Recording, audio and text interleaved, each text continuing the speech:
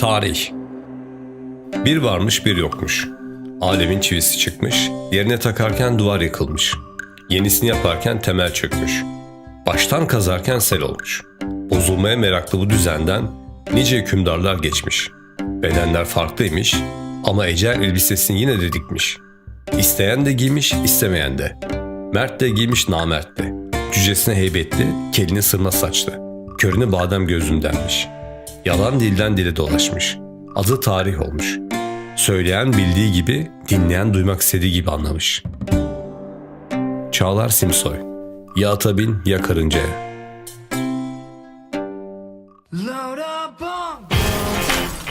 Her varlık tabiatını yansıtır. İnsan bildiği oranda değil, öğrenebildiği miktarca insandır. 70'lerde doğmuş, sıradan bir yaşamın sıra dışı tanıklığında derin mevzular üzerine. Ben Murat, hoş geldin. Artık bilim silahtır. Silah olmayan ise artık bilim değildir.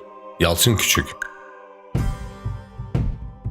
Tanrı, insanı ve kainatı bir söz ile yarattığında insana sözünü emanet etmiş. Çünkü söz yaratıcının aracı. Çünkü söz insanı kendisinden bile özgür kılacak olanmış. İnsanoğlu dünyayı teşrif etmiş. Bir iki kelam ve söz etmiş. Kendi arasında muhabbete koyulmuş. Şahit olduklarını, tecrübe ettiklerini anlatmış. Yani insan kendisini anlatmış.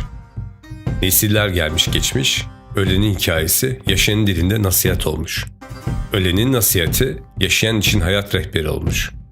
Geçip gidenin aklı gelecek olan da, gelenin de aklı gidende kalmış. Mağarada ateş başında başlayan nasihatler zaman ile hikaye olmuş. Hikaye de herkes anlatamaz olmuş. Anlatabilenin adı ise hikayeci olmuş. Dedik ya, nasihatten doğan hikaye, göçüp gidenlerin gelenlere şifası olmuş.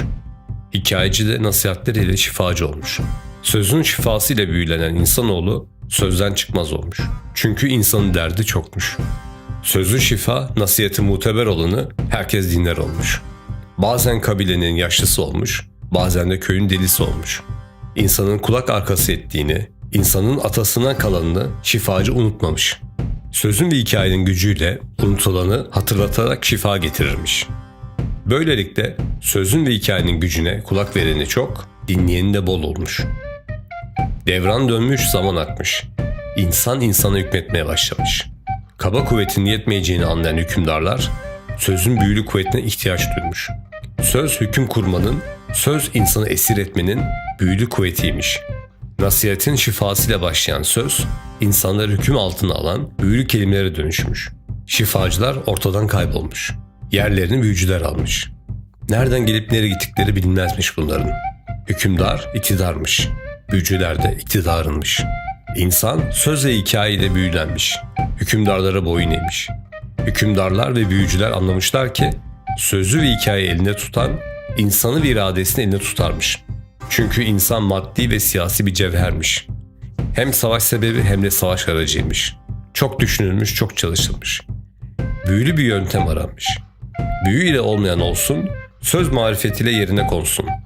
Söz uçar gider, yazı kalır demiş sonra birileri. Böylece eli kalem tutar olmuş büyücülerin. Önce kitabe, sonra kitaplara sığdırmışlar hükümleri ve büyüleri. Sonunda tarih ortaya çıkmış. Hükümdarlar ve krallar çok sevilmiş. Savaşın yetmediği yerde yalan, yalanın yetmediği yerde büyü olmuş. Devran dönmüş, zaman geçmiş. Hükümdarlar yok olup gitmiş. Onları yok eden fikir adına bir kral gelmiş. Fikir, tarihin büyüsüyle imparatorluklar kurmuş. Büyücüler ise imparatorluklar ile giderek ustalaşmış. Büyücülerin söz ve hikayeyle yarattıkları tarih, kendinden teşekkül, para ve bilim adında insanüstü, insan dışı büyüler yaratmış. Fikir imparatorlukları bunun farkına vardığında artık çok geçmiş. Son fikre kadar tüm imparatorlukları yok etmiş. Hepsini birbirini kırdırmışlardı artık. Sonunda büyücüler bile boyun eğmiş. Tarih ile birlikte onlar da para ve bilimin saflarına katılmışlar. Yarattıkları bu büyülere sunacakları çokça hikayeleri ve hizmetleri varmış. Çünkü insan hala hikayelere inanırmış. Büyücüler son bir büyü ile fikirlerin katili, korkulu rüyası, parayı, kral ve bilimi de tanrı yapmışlardı. Her ikisi de insan olmayan, insandan gelmeyen ama insanları yöneten olmuşlardı. Sonunda bilim tanrısı tarihi kutsamış, artık o da bilim tapınağındaki yerini alıvermişti.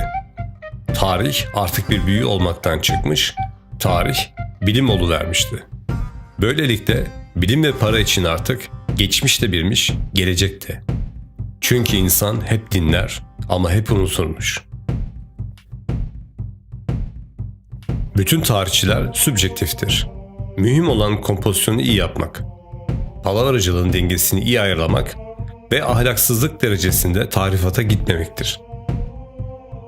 İlber Ortaylı.